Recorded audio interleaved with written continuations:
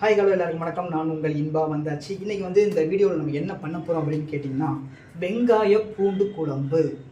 வெங்காய பூண்டு குழம்புக்கு தேவையான எல்லா பொருளுமே ரெடியாக இருக்குது. என்னென்ன பொருள்னு கேட்டிங்கன்னா, சின்ன வெங்காயம், பூண்டு, புளி இது எல்லாமே ரெடியாக வந்து எடுத்து வச்சுருக்கேன். ஸோ நம்ம வந்து வெங்காய பூண்டு குழம்பு எப்படி பண்ணுறது அப்படின்றத பார்க்கலாம். இது எப்படி பண்ணுறது அப்படின்றத யூடியூப்பில் பார்த்தேன். ஜஸ்ட் யூடியூப்பில் பார்த்துட்டு ஈஸியாக தான் இருந்துச்சு. ஸோ வந்து நம்ம ஈஸியாக வந்து பண்ணிடலாம். இப்போ பெருசாக எதுவும் பண்ண போகிறது கிடையாது. வெங்காய பூண்டு குழம்பு அப்படின்றது ரொம்ப ஈஸியான ஒரு குழம்பு. வெறும் 5 மினிட்ஸ் ஒரு 10 மினிட்ஸில் நம்ம செஞ்சு முடிச்சிடலாம். பட் வீடியோ எடுக்கிறது தான் கொஞ்சம் லேட்டாகும்.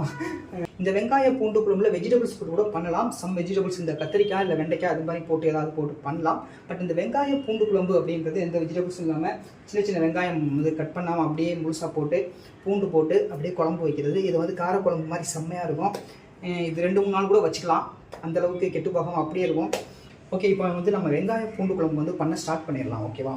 ஃபஸ்ட்டு நம்ம ஸ்டவ்வில் கடாயை வச்சுட்டு அதில் தேவையான அளவு எண்ணெயை ஊற்றிக்கலாம். எண்ணெய் வந்து கொஞ்சம் அதிகமாகவே நம்ம ஊற்றிக்கலாம். ஏன்னா காரக்குழம்புக்கு எண்ணெய் கொஞ்சம் அதிகமாக இருந்தால் தான் நல்லாயிருக்கும். ஏன்னா குழம்புல அந்த எண்ணெய் திரண்டு வரணும். ஸோ அதிகமாகவே ஊற்றிக்கலாம்.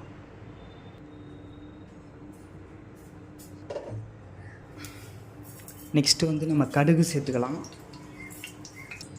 அதுக்கப்புறம் கொஞ்சமாக சீரகம் சேர்த்துக்கலாம். அதுக்கப்புறம் வெந்தயம், உங்களுக்கு வேணும் அப்படின்னா மிளகு கூட சேர்த்துக்கலாம். அதுக்கப்புறம் நம்ம ஆல்ரெடி உரித்து வச்சுருக்கிற சின்ன வெங்காயத்தை வந்து போட்டுக்கலாம். ஏன்னா சின்ன வெங்காயம் கொஞ்சம் நிறையாவே நம்ம வந்து போட்டுக்கலாம். ஏன்னா வந்து இது வெங்காய பூண்டு குழம்பு அப்படின்றதுனால வெங்காயமும் பூண்டும் கொஞ்சம் அதிகமாகவே போட்டுக்கலாம்.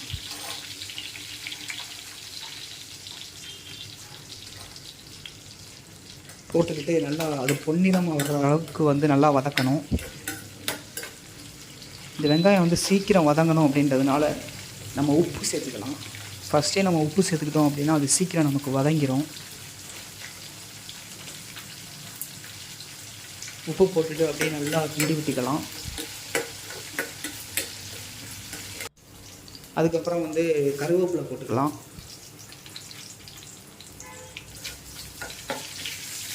அதுக்கப்புறம் ஒரு தக்காளி வந்து வெட்டி வச்சுருந்தேன், அதை போட்டுக்கலாம்.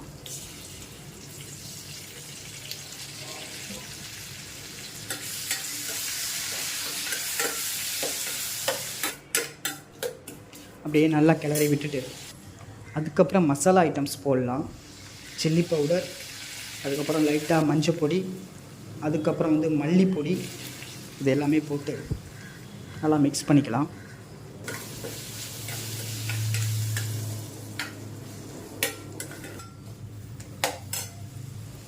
லைட்டாக தண்ணி ஊற்றிக்கிட்டு திரும்ப நல்லா வந்து கொதிக்கிற வரைக்கும் நல்லா கொஞ்சம் கிளறி விட்டுக்கலாம்.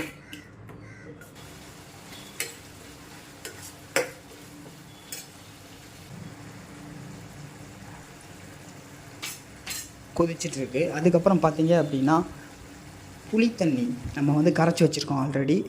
அந்த புளித்தண்ணியை வந்து இப்போ நம்ம ஊற்றிக்கலாம்.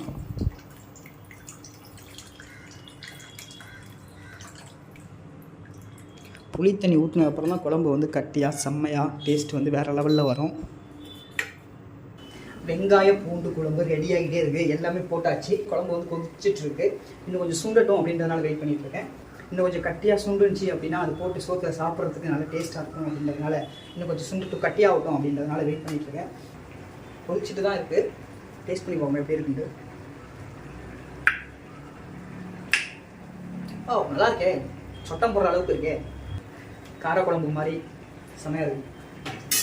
எனக்கு காரக்குழம்பு பிடிக்கும். ஸோ இந்த வெங்காய பூண்டு குழம்பு வந்து காரக்குழம்பு மாதிரி தான் இருக்கும். ஸோ வந்து செய்யலாம் அப்படின்றதுனால தான் செஞ்சோம். செம்மையாக இருக்குது. தொட்டுக்கிறதுக்கு 2 முட்டை வந்து நான் அவிச்சிட்டேன் ஆல்ரெடி. எக் பாயிலர் வச்சு பாயில் பண்ணியாச்சு. ஸோ இந்த குழம்பு போட்டு அப்படி கொலன்னு இப்படி கட்டியாக அப்படி போட்டு சாப்பிட்னா சூப்பராக இருக்கும். ஓகேவா? குழம்பு நல்லா சுண்டட்டும், கட்டியாகட்டும்.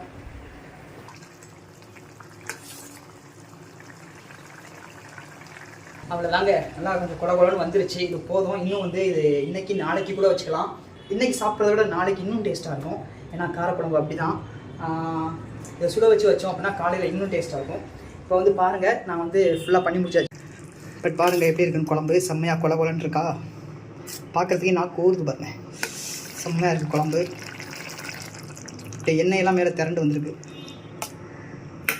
இப்படி தான் இருக்கணும் குழம்பு. செம்மையாக இருக்குது பார்க்குறதுக்கு. ஆஃப் பண்ணிடலாம். பாருங்கள் எப்படி இருக்குன்ட்டு. செம்மையாக இருக்குது பார்க்குறதுக்கு.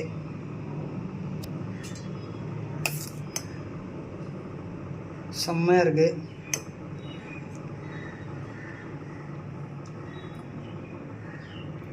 பார்த்தீங்களா வெங்காய பூண்டு குழம்பு எந்த மாதிரி செம்மையாக வந்திருக்கு அப்படின்னு சொல்லிட்டு அப்படியே அது பார்க்கும்போதே நாக்கில் எச்சு ஊறுது. ஏன்னா எனக்கு காரக்குழம்பு ரொம்ப பிடிக்கும். இந்த மாதிரி கொள்ளன்னு இருந்தால் இன்னும் ரொம்ப பிடிக்கும். ஸோ வந்து நம்ம வந்து இதை சாப்பிட்றதுக்கு நாக்கு ஏங்கிட்டு இருக்கு. சாப்பிட்லாம். குழம்பு வந்து சூப்பராக வந்திருக்கு. டேஸ்ட் கூட பண்ணி பார்த்துட்டேன். செம்மையாக இருந்துச்சு. என்ன தான் நம்ம நிறையா சாப்பாடு சாப்பிட்டாலும் நம்ம சமைச்சு அந்த சாப்பாடு வந்து செம்மையாக இருக்குது அப்படின்னா கண்டிப்பாக வந்து அதை சமைச்சவங்களுக்கு ரொம்ப சந்தோஷமாக இருக்கும். ஸோ வந்து நிறையா பெண்களுக்கு இதனால தான் வந்து அவங்க சமைச்சது செம்மையாக இருக்குது அப்படின்னு சொன்னால் அவங்களுக்கு ரொம்ப சந்தோஷமாக இருக்கும். அதுக்கு காரணம் இதுதான். பட் என் குழம்பு நல்லா இருக்குன்னு சொல்லிட்டு நீங்கள் யாரும் கிடையாது, நான் தான் சொல்லி ஆகணும். அதனால் நானே சொல்லிக்கிறேன். செம்மையாக இருக்குடா. ஐயோ சூப்பராக பண்ணிடுறா. ஓகேவா? ஓகே, நான் வந்து வெங்காய பூண்டு குழம்பு போட்டு சாதத்தில் போட்டு சாப்பிட்றேன். நீங்களும் போயிட்டு நல்லபடியாக சாப்பிடுங்க. அடுத்த வீடியோவில் பார்க்கலாம். Until then, bye from Inba. Bye bye. See you.